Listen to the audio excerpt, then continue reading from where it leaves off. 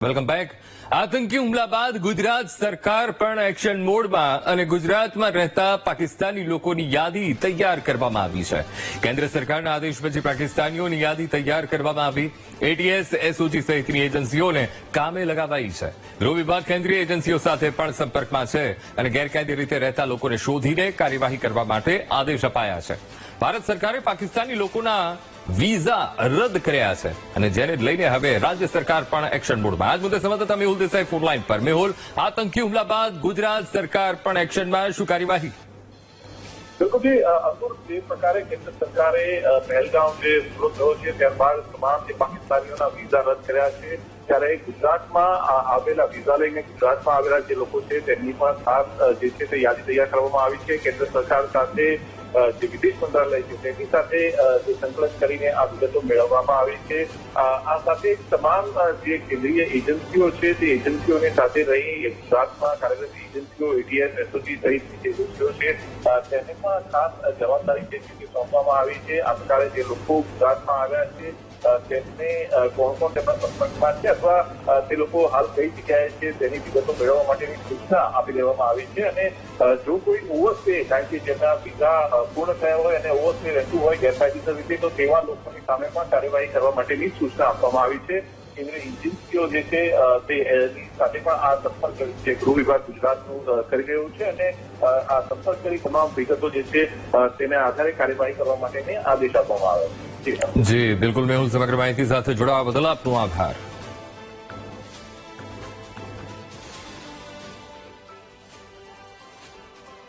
પહેલગામ આતંકી હુમલાની ગુજરાતી પ્રવાસીઓ પર અસર થઈ છે અને આતંકી હુમલા પછી કાશ્મીર ફરવા જવાનો ક્રેઝ ઘટી ગયો છે. આણંદ, નડિયાદ, વડોદરામાં અનેક બુકિંગો કેન્સલ થઈ ગયા છે. છેલ્લા 2 દિવસમાં 5000 બુકિંગ્સ કેન્સલ થયા અને આણંદ રેલવે સ્ટેશનથી એડવાન્સ બુકિંગ્સના 1,25,000 રૂપિયા રિફંડ કરવામાં આવ્યા છે. તો કાશ્મીરને બદલે હવે લોકો દિલ્હી, હરિદ્વાર જવાનું વધુ પસંદ કરી રહ્યા છે. તો આજ મુદ્દે સંવાદદાતા ઘનશ્યામ ફોન લાઈન પર. ઘનશ્યામ, પહેલગામ આતંકી હુમલાની ગુજરાતી પ્રવાસીઓ પર ખાસી અસર જોવા મળી રહી છે અને આતંકી હુમલા બાદ હવે કાશ્મીર ફરવા જવાનો ક્રેઝ ઘટી રહ્યો છે. ખાસ તો આણંદમાંથી લોકોના બુકિંગ કેન્સલ થઈ ગયા છે. કેટલા બુકિંગ કેન્સલ થયા છે, કેવી અસર? ઘનશ્યામ. અંકુર, ચોક્કસથી જે રીતે પહેલગામમાં જે આતંકી હુમલો થયો છે અને જે રીતે દેશના નિર્દોષ નાગરિકોએ જીવ ગુમાવ્યો છે તેની અસર હવે સીધી પ્રવાસીઓ પર થવા પામી છે. મહત્વની વાત એ છે કે જે વેકેશન આવી રહ્યું છે, ઉનાળુ વેકેશન દરમિયાન કાશ્મીર ફરવા જવા માટે લગભગ 7,000 જેટલા લોકોએ રેલવેમાં બુકિંગ કરાવ્યું હતું. જે જમ્મુ તાવી ટ્રેન છે, સાથે સાથે વૈષ્ણોદેવી કટરા ટ્રેન છે, તે તમામ જે 2 ટ્રેનો છે તેમાં લગભગ 7,000 લોકોએ કાશ્મીર જવા માટે એડવાન્સ બુકિંગ કરાવ્યું હતું. પરંતુ જે હુમલો થયો છે ઘટના બાદ આ જે પ્રવાસીઓ છે તેમના દ્વારા જે બુકિંગ છે તે કેન્સલ કરવામાં આવી રહ્યું છે. લગભગ 2-3 દિવસની અંદર જ 5,000 જેટલા જે એડવાન્સ બુકિંગ છે તે કેન્સલ થયા છે અને તેનું જે રિફંડ છે રેલવે દ્વારા આણંદમાંથી જ 1,25,000 પરત કર્યું છે. અને હજુ પણ બીજા પ્રવાસીઓ દ્વારા જેમને એડવાન્સ બુકિંગ કરાવી છે તેમના દ્વારા ટિકિટ કેન્સલ કરવા માટે પણ ફોર્મ ભરવામાં આવે છે. અંકુર. જી બિલકુલ ઘનશ્યામ, સમગ્ર માહિતી સાથે જોડાવા બદલ આપનો આભાર.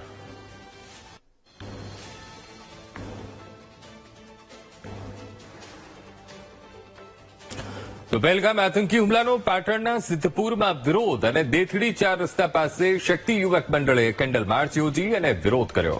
મૃતકોને શ્રદ્ધાંજલિ આપી ન્યાય અપાવવા માટે માંગ કરી. આરએસએસ, વીએચપી, બજરંગ દળ સહિતના હિન્દુ સંગઠનો કેન્ડલ માર્ચમાં જોડાયા હતા. તો ઠેર ઠેર અત્યારે દેશમાં આક્રોશ પણ છે અને સાથે સાથે કેન્ડલ માર્ચનું પણ આયોજન થઈ રહ્યું છે. મૃતકોને શ્રદ્ધાંજલિ અપાઈ રહી છે ત્યારે સિદ્ધપુરના દેથડી પાસે આયોજન, મૃતકોને શ્રદ્ધાંજલિ આપવામાં આવી.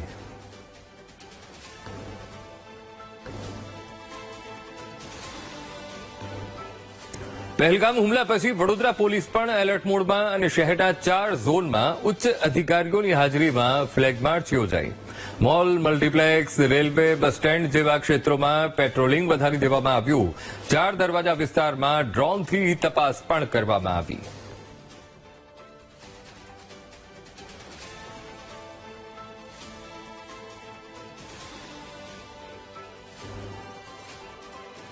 ઝોન 3 વિસ્તારના પાણીગેટવાડી, કપુરાઈ અને એફ ડિવિઝનના મકરપુરા માંજરપુર વિસ્તારના જેટલા પણ સેન્સિટિવ એરિયા છે ત્યાં ફ્લેગ માર્ચનું આયોજન કરવામાં આવ્યું હતું. આ ફ્લેગ માર્ચનો જે મુખ્ય હેતુ છે તે એરિયા ડોમિનેશનનો છે.